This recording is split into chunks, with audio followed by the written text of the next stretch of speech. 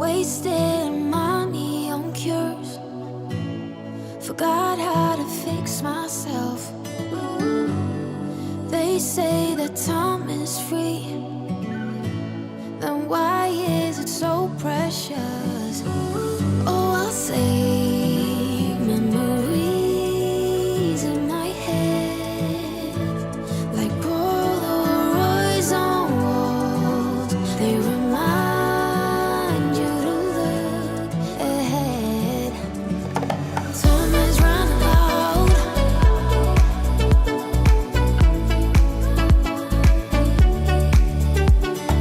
Time is running out.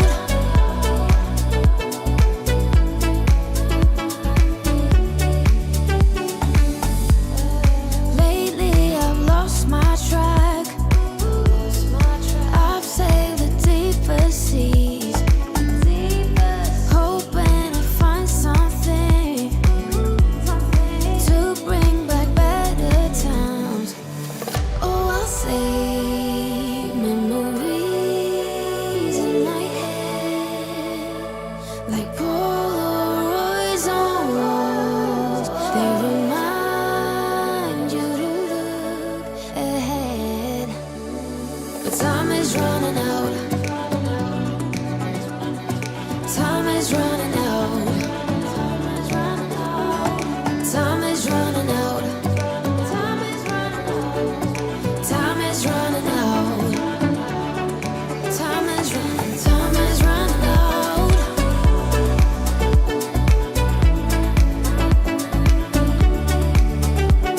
But time is running out.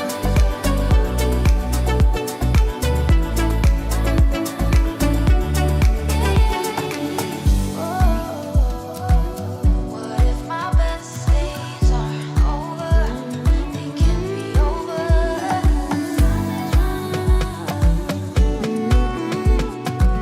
They can't be over now.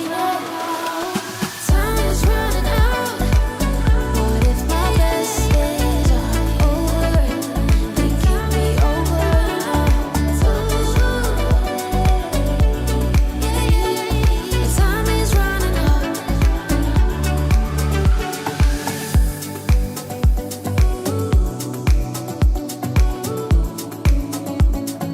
Time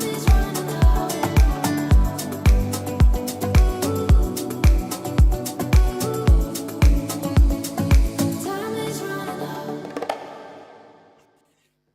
Time is running out, but not for Graham and I. We're back for the last in our awesome series of live streams. Although we do have a Christmas special, don't we, Graham, coming up after. Do we? Well, we do, yeah. Yeah, but I'll organise one. So it's our 10th or 11th A-Level Business Basic session this term, and we've been picking topic areas. We started with the 3 skills, didn't we? Application, analysis, valuation, and since then we've been doing topic areas that link together that we think underpin success in the summer exams. And today it's motivation and leadership. It is. How are you doing, Jay? You ready for the last one? Yeah, I am. Yeah, it should be. It's not the last one, is it? No. As you've just revealed. I was looking forward to the last one.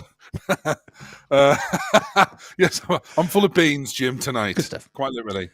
So as we're welcome, if you're joining us live, have a go in the live chat. If you're watching on catch up, gives you obviously you've got a bit more time to pause the video if you wish and have a go at the questions. Our usual mix of multiple choice questions, a couple of calculations, and a couple of mini case studies, including an absolute cracker at the end. So hang around for that. As always, we start with our reveal, and it's Graham's turn to reveal because he's chosen this one. The name of the business we're looking for in the live chat. I'm not sure anyone's going to get this one. I think this is a tough one, G. Oh, Well, we'll find out, won't we? So, clue number 1. let's get the clicker working. Here we go. Yep. So this was launched in 2001. Launched. So if you're sat there thinking, I know a business that was launched in 2002. It's not this Which one. was us? GCQ. Launched is a clue. Launched. Okay, nice. HQ's in Cardiff, Wales. That's where Cardiff for is, those- correct. Well, yeah, that's right. Yeah. So if you're thinking, I know a business launched in 2001, but its HQ was in Swansea, well, it's not the right one. It's not the right one. A Welsh business, quite a well-known business, actually. This is a cracking business. Very well. It is, yeah. Clue number 3. The first and longest running company of its kind. Yeah. There's a clue there. 2001 was the .com boom, wasn't it? The internet boom, and well, for some businesses, bust. So, I suppose what I'm saying there is there's a link there, isn't there? To the internet. Clue number 4. Free to use. I'm confused. Oh, here we go.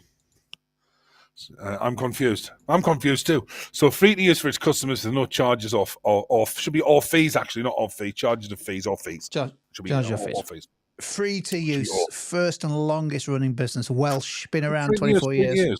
Free to use. Yeah. Amazon, I believe, was launched in 97, I think. To check that one out. Started providing a service for one product, but now covers over 25. I used them the other day when I've just adopted a new cat. Right. Okay. So it's not a pet shop. We've done well. We've made it through. We'll just give a few more seconds for somebody else to have we made it. I would say Apple. No, it's not Apple. It's not Apple. Oh no, we've beaten the audience, Jim. We've beaten the audience. Let's reveal it. Confused.com. Confused.com. So they start off with car insurance. There's a link to an activity later. Now they do pet insurance, travel insurance, home insurance. Yep. So Go Compare. So Go Compare entered the market along with Money Market, MoneySupermarket.com. What's the one with the sort of, I don't know what they're called, man. I don't know what they're called. You're not helping us. The cats who stand up, or whatever they're called. The meerkats. That's Compare the Market. Compare the Market. Yeah. I think it's owned by the Daily Mail. But anyway. Also, Mandy when Mandy thought I'm confused, I thought you knew what it meant. I thought it was alluding to confused.com. Yeah, so it was so close. Sorry, so Mandy was price comparison websites, and yeah, all the rage now, aren't they? Yeah, very useful actually if you're trying to get a deal.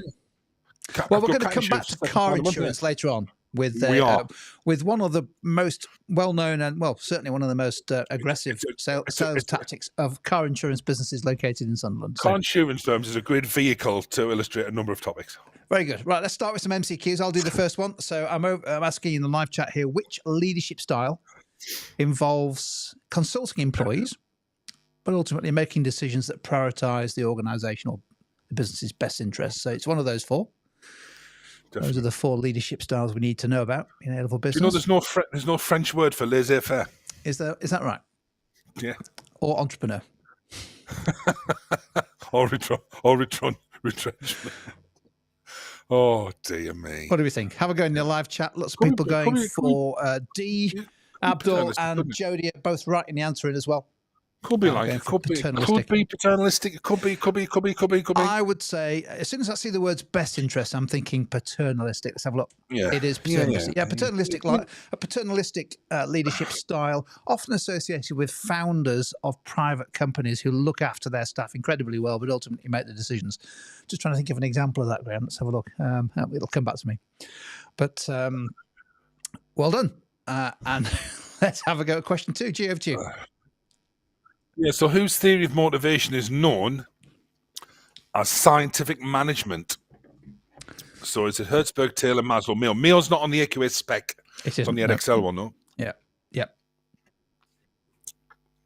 Washman just signing in, G, to say first time in the live stream. So welcome. Hope you're enjoying it. It's one of those 4. Looks like most people are Hertzberg, Taylor, Maslow, Mayo. So yeah, the most going for Taylor. Should we reveal the answer? Yeah, Taylor it is. It is Frederick Taylor, Frederick W. Taylor, Frederick Taylor. Yeah, who came up with scientific management, economic man, and things like that. We can't really explain. Yeah, we can't really explain too much about it because I think he comes with. It may come up in 3 other MCQs. So according to Maslow's hierarchy of needs, can you explain Taylor? We'll explain Taylor shortly. So according to Maslow's hierarchy of needs, esteem or ego needs must be satisfied before self-actualization needs can be used to motivate workers. True or false? According to Hertzberg, pay is a hygiene factor. Is that true or false? Hertzberg talked about hygiene and motivating factors, isn't it? It's a question of working out which way around. So lots going for C. So we believe statement 1 is false and statement 2 is true if we believe in C. Some people going for A. It's definitely one of those, isn't it? It's definitely A, B, C, or D. I'm thinking, if I think about the hierarchy, I'm thinking statement 1 is true because esteem is below self-actualization, isn't it? Yeah, it's a key point where a lot of students never mention in their exam answers, Jim. Right. According to examiners' reports. Abdul, this topic is in human resources. Human resources, yeah. 3.6. 3.6, the current spec.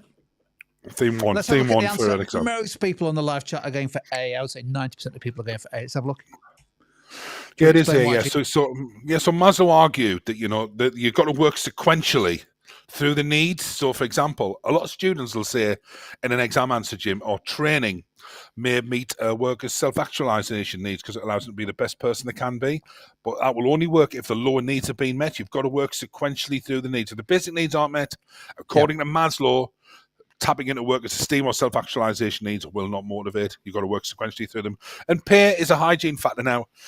When I read a lot of student answers, Jim, a lot of students will say, according to Hertzberg, pay is not important. That's a complete misunderstanding of his theory. Yeah. If the motivators are there, but the hygiene factors aren't, you may be dissatisfied. That's according to Hertzberg's theory. So there's got to be equilibrium between the hygiene factors and the motivators. Really. Yeah. There's a great video on YouTube. Jumping the jelly beans, wasn't it? Jumping the jelly beans is a great video on Hertzberg. Explaining his theory. Yeah, I've seen that. It's a classic. Great video. Good stuff. Let's do another one. Okay. I now understand why we've not explained Taylor. And might come again in the next question. So, which financial method of motivation involves paying workers in relation to how much they produce? So, it's either A, piece rate, B, commission, C, salary, or D, profit-related pay. Give you 15 seconds to have a think about those 4 options. They're all methods of financial motivation, different methods of paying people. Yeah, just to pick on Mandy's point, I'm not sure that the leadership style has anything to do with the bars of chocolate they manufacture. I think that's more to do with meeting the needs and wants of different customers. Leadership style is more about how they manage the people within the business as opposed to the products or services that they launch. So I'm not sure what the Bourneville link there, but Bourneville. Yeah, well, I used to play hockey for Bourneville. We used to live in Bourneville for 3 years. So Bourneville was the home of Cadbury, and the Cadbury family built basically a village in Birmingham and looked after their staff in times when and very similar to Terry's in York and Rowntree's in York. So yeah, theirs was a paternalistic leadership style in that business. Now owned, I think, by Mondelez. So maybe a very different leadership style. It isn't. So which financial method of motivation involves paying workers in relation to how much they produce? It's a piece rate, commission, salary, profit pay. Let's reveal the answer. Okay. Yep. Yeah, it is piece rate. So Taylor. Piece rate Taylorism. Yeah. So are paying them more. So do you know what? It's still very prevalent. It is. In sort of home food delivery, like Just Eat. Deliveroo, Just Eat. Yep. Yes, I think Deliveroo pay commission, to be fair, but some of the others pay per piece rate. So the more deliveries they do, the more they get paid. I'm sure Deliveroo, because that was a question on an Edexcel exam paper. I'm sure Deliveroo pay commission. Oh, okay. But I think a lot of them are piece rate. So the more deliveries they make, the more they get paid. Yep. Okay, great answers, everyone. This is quite a hard one, G. Take us through this one. So according to Maslow, what's happened here? I must have lacked a little bit of motivation when I put these questions together. According to Maslow, a piece rate method of payment will usually motivate workers. True or false? Now, leadership. I will do Taylor after, so I'll just touch on Taylor. Do a little bit of Taylorism for 2 minutes after. Leadership is primarily focused on controlling processes and tasks, while management, it's about inspiring and motivating people to achieve a shared vision. So this tests the difference between management and leadership. Are they true or are they false?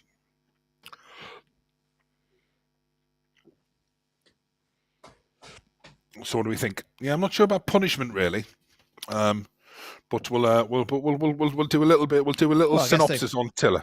You lose your job, couldn't you, if you didn't meet targets? Maybe. Right, so Most I people think go for D. Should we have a look? Yeah. So it is D. So basically, we knew Stim 1 was false because I think we've done Peter 3 times now. So I think I was paid per question to put this together. To be fair, so obviously that's a problem with Peter rate. It can affect quality. Leadership is it's the wrong way around. Leadership is about sharing a vision, where management's about sort of processes and tasks. So Taylorism. Taylor argued that people are primarily motivated by money. So the more you pay them, the more motivated they are. And he also advocated breaking down jobs into smaller pieces. So that basically is where we see it in car manufacturing, where basically they broke down the production of a car into very, very small pieces so people become more efficient, pay them well, efficiency, Taylorism, scientific management. It was very much about watching people work and getting the most efficient way of of reorganizing the job so they become more efficient. Time and emotion studies was Taylorism, and also paying people for the amount they produce. That's right. Less relevant now, but still used in some situations. Used. We've got a little calculation to get us going. I'll set this one up, set the clock. Okay. We've got a minute on the clock. Let's see how we get on. So last year we're told that the labour turnover of a business was 8%. Because 40 employees left the business. And to reduce that, managers have implemented some new financial and non-financial methods of motivation. Now, this year, the business is going to employ 600 staff, and they believe that the number of staff leaving the business will be 2/5 lower than last year. Fractions are on the specification as part of the quant skills. So with that information, there's enough there for you to calculate the estimated labour turnover of the business. So start our little clock. Have a go at that. If you want to type your answer into the live chat, have a go. So last year, the labour turnover was 8%. There's 40 employees left the business. Yep. So basically, I think we have to find 2/5 of 2/5 lower. So 40 left. 3/5 of 40 will leave, won't they? Let's have a look then. Okay, so hold on. So 2/5 is it's a percentage, isn't it? So 40%. It's going to be 40% lower than 40, or 60% of. Oh, I've worked it out. I'm just working it out here on my calculator.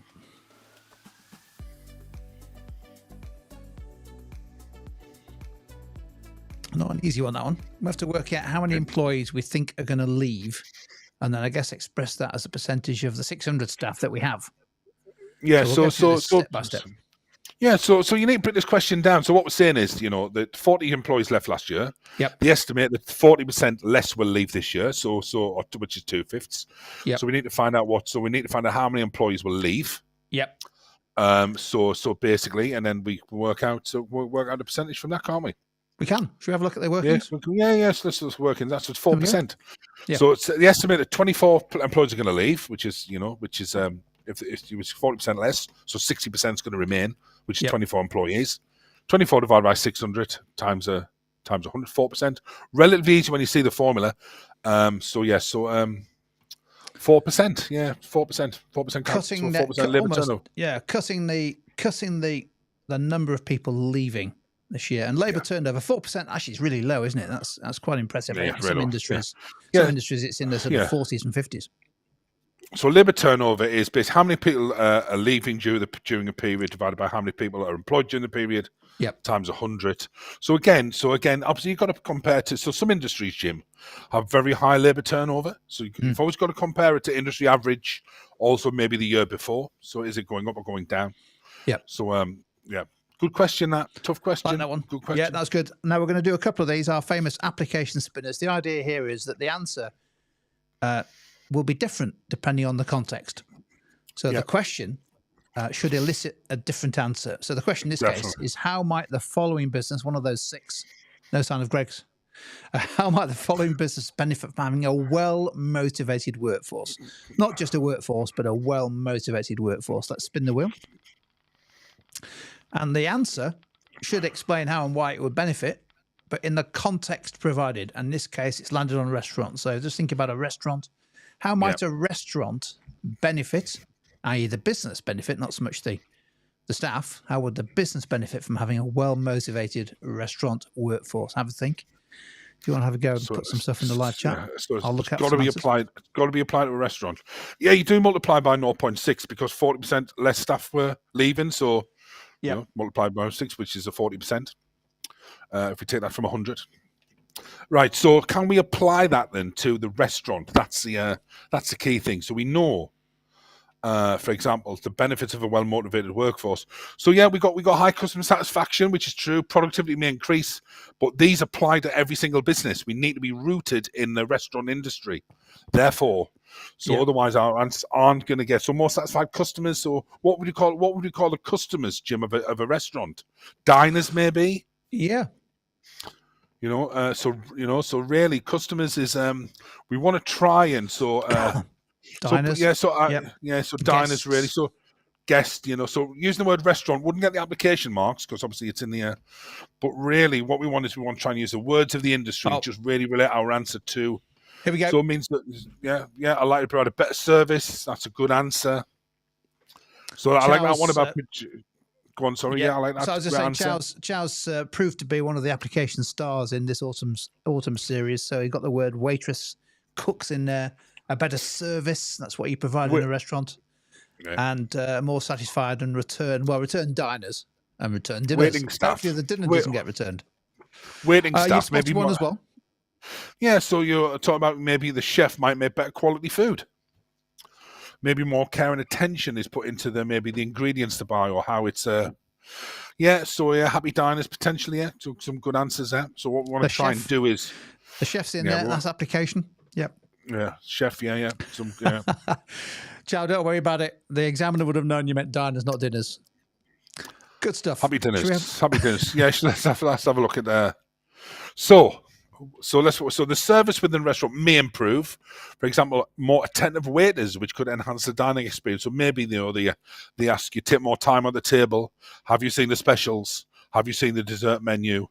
Increase labour productivity. The waiters may work faster, reducing diners' waiting time and increasing table turnover rate. So basically, the fact that maybe they clear your plates from the table quicker, get you out of the place, and then get someone else sat down. Really, Yep. So that could be, and that's rooted, isn't it, Jim, in the restaurant industry? We're talking about a restaurant there. The word waiters, diners. Yeah, this is what we're looking for. We're looking for words and situations that make the answer about a restaurant having a well-motivated workforce rather than any old business. And this is what makes application. It's what raises the level of your response. Not the only method of application, but great answer coming in there for maybe as well. Okay, so let's spin the wheel again. So what we said is the same answer, the same question should elicit a different response based on a different context. So let's spin the wheel, and restaurant hopefully won't appear. Let's have a look.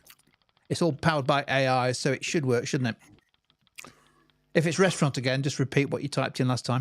It's not. So how might a handmade furniture manufacturer benefit from having a well-motivated workforce? Same idea. So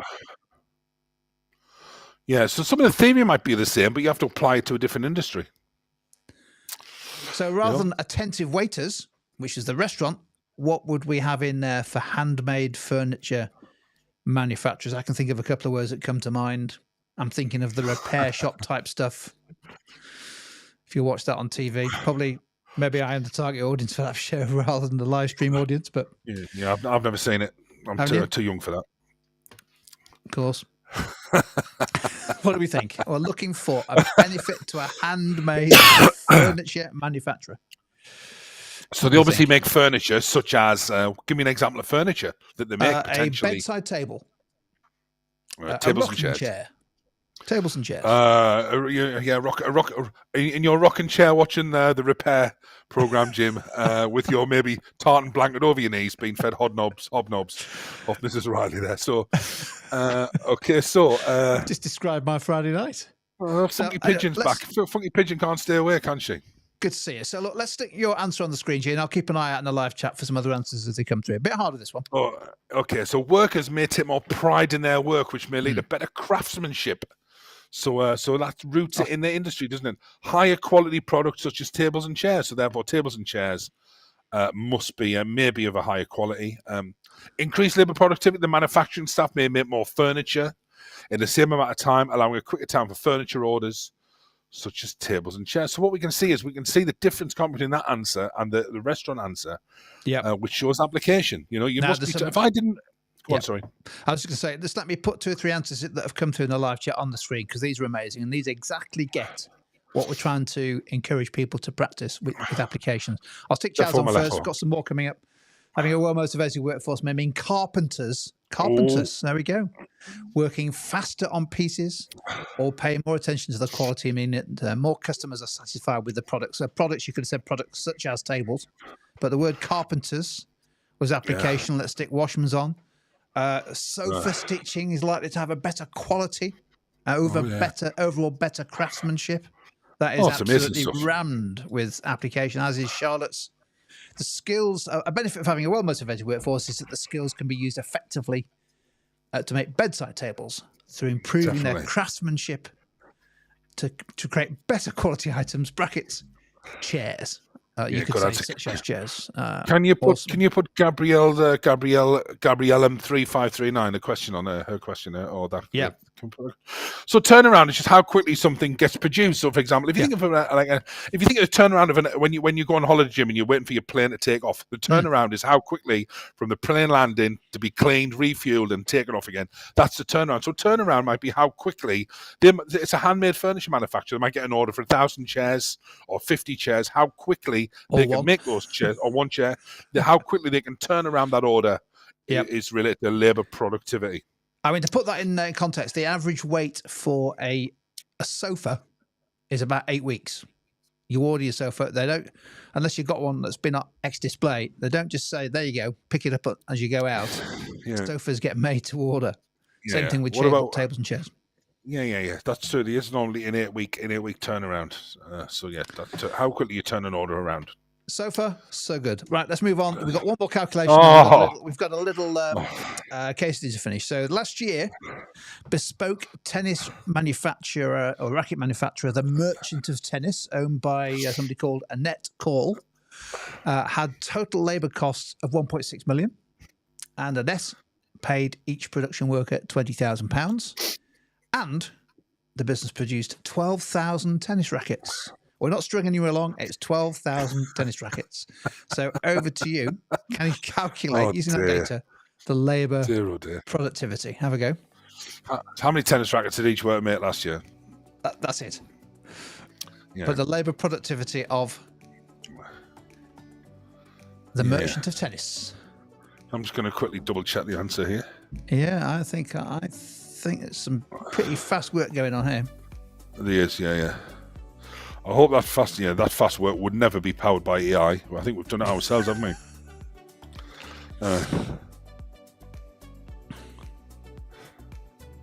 It's a racket. This actually, isn't it? You know, I was at her wedding. You know, obviously it was a lovely service. It really was. There was lots of juice being served at the reception. So. That's 5 tennis puns on the bounce, isn't it? Oh, hey, 6. Oh dear. I might have to. I never accuse anyone of doing all right. No. But it's a fair point. Washman has already proved in the live chat. My lord, I think the Lord lady doth protest too much. Methinks. Hey, lots of people are pouring in with their workings in the answer, and I think everybody's going for the same one. Charlotte's put the working in there. Don't forget, with all these calculations, formatted Excel questions, whatever they are in AQA 234, all about putting your working down. Don't just write down the answer that you come up with the calculator. Always show your workings. Lots of people are going for 150 tennis rackets per employee. Yeah, it was, yeah. It is, great answer. It is, yeah. So number of employees was 80. So 12,000 rackets produced by 80 employees. Mm-hmm. That's 150 rackets per employee. So that's great. It's great answers. Per year, yeah. But there must be expensive rackets if they only make 150 per employee. But anyway, there we go. Well, they're handmade, Jim. Okay. So it's not a racket, as in Anyway, let's move on. We've got one case to your left, and perfect. We've got 4 minutes. Graham, over to you. Now, this is a real business and exists, and it links beautifully back to car insurance. Crash and Carry. So Crash and Carry is a Sunderland-based car insurance provider, and it uses financial methods of motivation. It rewards its sales department staff with a very low basic salary, but a generous commission on every insurance policy sold. On average, over 50% of staff pay is from commissions. So for every policy a member of staff sells, they get a payment. So if I was buying, say, £1,000 premium for my year, they might get 20% or something, or 200 quid. They may do. Something like that. They may do. They may do. Right. But I've seen your driving, Jim, so I think your premium will be far higher than £1,000, to be fair. So what are the benefits and downsides of using commission to crash and carry? I've been a passenger. Sometimes I have my hands over my eyes for a lot of the journey, to be fair. What are the benefits and downsides of using commission to crash and carry? We'll pick up the pieces. Okay, so benefits and downsides. So it's all about commission. Why are they using commission? So that's the benefit, but what might the downside be as well? And obviously, we're looking for the use of the context. So don't forget, application is the use of the context given. So if maybe there's something in there in those sort of 5 or 6 lines there that you could pick out to help season your answer. Okay. So what do we think? So what do we think? So how might this that's a percentage of the sale, isn't it? So every time you close a deal, every time you sell a policy, you get a percentage of the premium paid or the revenue. Yeah. So this might be proven difficult, or people just spending a lot of time typing. Yeah. So commission will increase the motivation of the salesmen and women, as they will get a commission on every policy. Nice. So that might encourage more policies to be sold, which will increase sales revenue, perhaps. Yep. Salesman, insurance policy that they sell. There's application. Yeah, we'll be in Cribs Causeway, won't we, Jim, next year? We'll be there, yeah. And I'll be driving down. So assuming we get I'll be in the car. Charlotte's coming in with pointing out that commission is a financial incentive linked to the achievement of sales. Therefore, more likely to achieve their targets. The sales department is more likely to achieve their targets. That will be a benefit of using commission. What's a downside? What's a downside, do we think, of encouraging, of paying people commission, really? What may it lead to? Yeah. Great one from Mandy. That actually is a downside to the business as well as to the staff. If you work in a very sales-orientated, high-pressure sales situation where commission is basically what you get paid, then actually you do see a lot of people suffering from a mental health point of view, burnout, that kind of stuff. And it's a massive issue because it leads to high levels of labour turnover. Charlotte Adams is just a phenomenal point of mine. That's a phenomenal point, Charlotte. A phenomenal point because, for example, you're right. So therefore, it could demotivate because maybe insurance policies or factors affecting them are beyond their control. So therefore, maybe, that's a really, really good point. I think that's a really good point. It might lead to demotivation if most of their salary comes from commission. Yep. And for example, they can't sell, maybe a competitor enters the market with bigger business, cheaper premiums. Therefore, they might be selling as much as they can, trying as hard as they can, but ultimately may not, be able to. That's a great, Charlotte. That's a great point. I love Miffy's point as well, which just links it beautifully to motivational theory. Because Taylor talked about piece rate, but he was essentially saying the same thing, which is payment based on results, based on output. Exactly. In this case, closing the deal. Exactly. But actually, that may not motivate every employee. Therefore, the downside is it might just not work. Yeah. Charlotte's added a bit more. Links to, I think, another downside, doesn't it? Yeah. Maybe could lead to sort of, maybe selling insurance policies that aren't in the best interest of customers. Definitely. Maybe going through the calls really quickly just to close the deal and then try to see you later. Bye bye. So it could lead to poor service. That's a great answer. Shall I have a look what we had, Jim? And you may not get the best deal as a customer. Just thinking back to Confused.com, Crash and Carry. I'm presuming maybe they wouldn't necessarily. The incentive presumably is to offer the highest value deal, isn't it, to maximise commission? Exactly. So let's have a look what we had. Yeah. Oh, so we have. Some random. So around 50% of their pay is from commission. So sales staff may be incentivized to work harder to sell more car insurance policies as they earn more money or earn money for each policy sold. This may increase the number of policies sold compared to their competitors, such as Admiral, which is one of the biggest providers of car insurance in the country. Poor service, because staff earn generous commission on every policy. Some sales staff may have focused more on quantity rather than quality. This could lead to rushed or poorly handled sales calls, where the emphasis is on closing deals rather than providing customers good service. This may result in them choosing rival car insurance firms. The danger in these days, Jim, is we've got things like Trustpilot, haven't we, where customers have increased bargaining power. Therefore, they can basically make their feelings known online as to whether they get a good deal or not. Bad experience, off you go, put a review down. So that's maybe's point here, which is, I think, that's probably the easiest thing is the benefit, isn't it? People are highly motivated to sell, but actually, if you're highly motivated to sell, the chances are that you're going to be rushing things from a customer point of view. That you may be selling inappropriate policies, and that will come back to haunt you if you get a great answers, everyone. Well done. There we go. Well, we thought we finished with a crash and carry case study. And once again, we're so blessed to have had all these different case studies from Sunderland. I don't know whether there are any businesses left in Sunderland that we haven't covered, but we'll certainly find some, that's for sure. So well done. We're on the road next week. We're in Manchester, so Leeds on Tuesday. Is that right? Leeds on Tuesday, Manchester Wednesday. Wednesday. We're down south, aren't we? Yeah. And then the week after, Birmingham on Tuesday, and I think 2 days in London, Wednesday and Thursday. So if you get the chance to join us live for the A-level business sessions there, if you go to the website, if you want to grab a place, there's still a few left. So we're on the road for 2 weeks, and then we will then let people know when our Christmas special is. Christmas Day, just after the King's speech, 3:30. Perfect timing. It'll be recorded then. So good stuff. Enjoy that. Please, if you found the session useful, press the like button. Share the link with your mates if you think they'll find it useful too. And thanks to everybody who's joined us live as well. As always, some great contributions in the live chat window. Should we go for a lie down and we'll get ready for next week? Yeah. We better do that. Great answers, everyone. Well done, everyone. We'll see you later. See you. Bye-bye.